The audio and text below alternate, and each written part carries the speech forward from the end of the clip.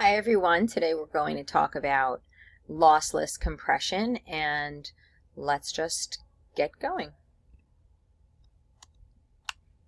Alright, so in this list there are abbreviations that you're used to seeing in text messages.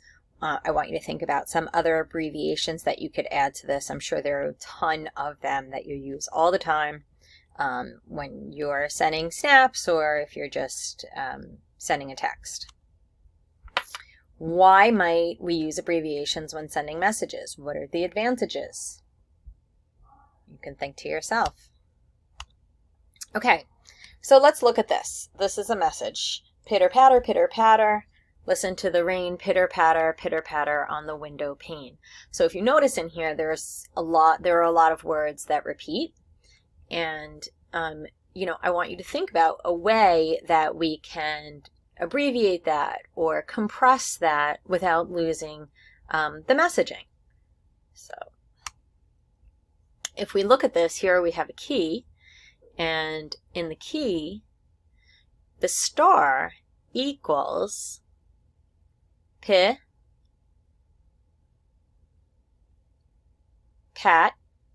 all right, so actually let's work our way up. So this is a form of abstraction, right? So the snowman is pitter, right? Because we also have the umbrella. And then the, I guess fireworks or whatever it is, snowball maybe, is patter. So here, pitter, patter, and then we have that all represented by a star, which then goes up here. So pitter, patter, twice. Listen to the rain, pitter, patter on, again, the window pane.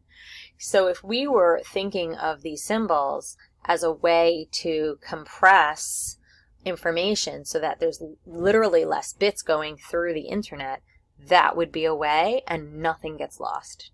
It's lossless compression. We've compressed how many bits are being used. However, the message is exactly the same as long as we know the code. Okay? So no messaging gets lost. Today, we are going to use the text compression widget. I'm going to show you a quick video that walks us through it. You are then going to go into groups and we're going to talk about what you're going to do there. But let's go to the video first, and then we'll go back.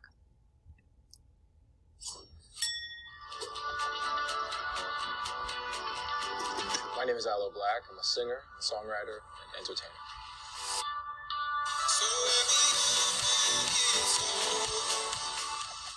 When it became more and more important for artists to have a presence on the internet, I quickly developed the skill to build a website and get online, use my knowledge of coding to make it so that people could learn more about our music. Every bit of data or information can be stored digitally. Whether it's numbers, text, pictures, music, or video, all of it can be represented digitally.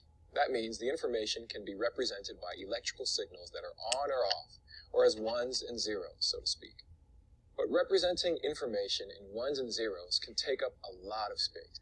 For example, if you wanted to store a 3-minute song digitally, it would take up over 30 megabytes of space. A 1-hour HD video would take 800 gigabytes.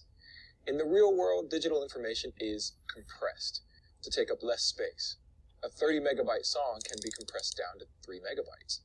An hour-long video can be compressed from 800 gigabytes down to just 1 gigabyte.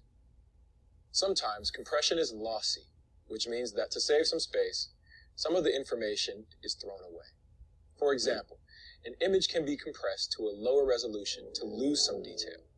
Lossy compression is useful because in many cases the human eye or ear can't even notice the details that are being lost. When you compress data without losing any details, that's called lossless compression. This means the compressed data can be decompressed back into the exact original. One way of doing lossless compression is to find patterns in the data you're trying to compress. As an extreme example, imagine a book about dogs with hundreds of pages using only one word. Each page just says dog, dog, dog, dog, dog, over and over 1,000,000 times. Instead of writing it all out, you could just store the pattern, dog, times 1,000,000. Now that's a silly example, but let's look at a more real example. Instead of a book, imagine the lyrics of a song. If a single word or phrase is repeated a lot, you can store that once and then reuse it without repeating the data. Let's see how this works with a simple text compression widget. This widget lets you experiment with compressing text. You want to represent the original text with as few bytes as possible. The widget lets you try compressing different ways and see it as it happens. Let's see how it works. The widget shows you some text to compress. In this example, lyrics to one of Aloe Black's songs. In the dictionary area, you can type patterns you see in the text. For now, let's just look for words that repeat. As you type in the dictionary area, a single symbol would be substituted in the main text area. In the example here, you can see each occurrence of the words I was has been replaced with a symbol of a sun, and I'm has been replaced with an umbrella. If you sent the compressed version of the lyrics to someone, you'd also have to send along the dictionary so that they could reconstruct the original text. So the question is the total number of bytes in the compressed text plus the bytes in the dictionary less than the number of bytes in the original text? The answer is yes for our current example, and the widget shows you how it's calculated. We assume that every character that needs to be sent takes 1 byte. So the display shows the compressed version of the lyrics with the symbols substituted in it has 216 bytes, or characters. It also shows the number of bytes in the dictionary as 10. This is to store the words I was and I'm, also the symbols that represent those patterns. This gives us a total of 226 bytes. We can see that the original text had 240 characters, or bytes, so we reduced the bytes needed to represent the poem by 14 bytes, or 5.8%. Not a bad start. Looking for words that repeat is a good start, but you can look for other patterns. Sometimes a repeating pattern could be a subpart of a word or many words. Here's where it really gets cool. You can find patterns that include dictionary symbols you just made. For example, we replace words I was with a sun symbol, but now you can also see that a new pattern, didn't know, sun symbol, lost. You can type this in the dictionary too. As a side note, to enter the sun symbol, you need to copy and paste it, unless your keyboard has a sun on it. With that little change, we're now up to 26% compression. Try it yourself and see if you can do better. The repetition in a song lyric or poem is obvious, but really any form of information can have repetition or patterns in it. They're just not as obvious. For example, an outdoors photo can have a blue sky, and instead of storing every single blue pixel, that can be compressed. With the amount of information that's digitized and sent around the internet every day, there are much fancier ways to compress the data. Data compression is now built into how every picture or song or movie is stored, and almost every web page you visit is compressed as it's sent to your device. All these compression algorithms have one thing in common. They all aim to represent the information in the smallest format possible, in a way that can be decompressed to reconstruct the original, or at least something close to it.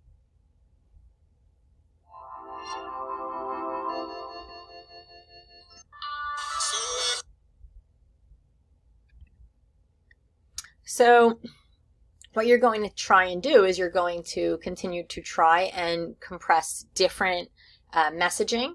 And if you go into and when you're working within this widget, you'll see that they have a whole bunch of different texts that you're going to work on. And you're going to try, we'll make it a little bit of a competition in the class to see who can have the highest compression rate. And I will put you in groups and you will work on that together. And really, when you click the drop-down menu, you can explore other texts. And when you explore the other texts, you're going to be looking for text you predict will be easy to compress and text you predict will be difficult. You'll work in groups, and then I don't think I'm going to put you in breakout rooms if you're all in class. And then you'll work together first to compress some easy and then some difficult.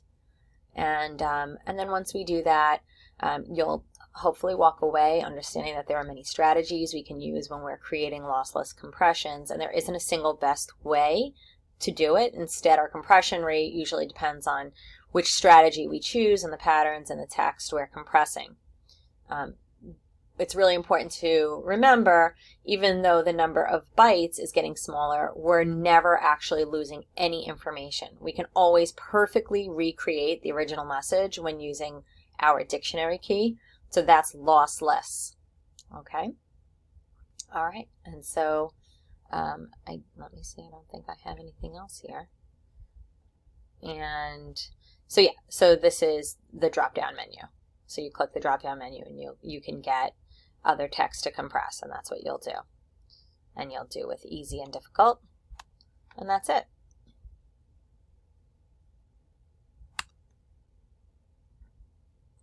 Okay, so it's just showing that the process of reducing bits, so you make it simpler here, and then you can recreate it using, and you'll never ever have to wonder what your bits were. It's completely reversible when you have the key. Okay, thanks very much.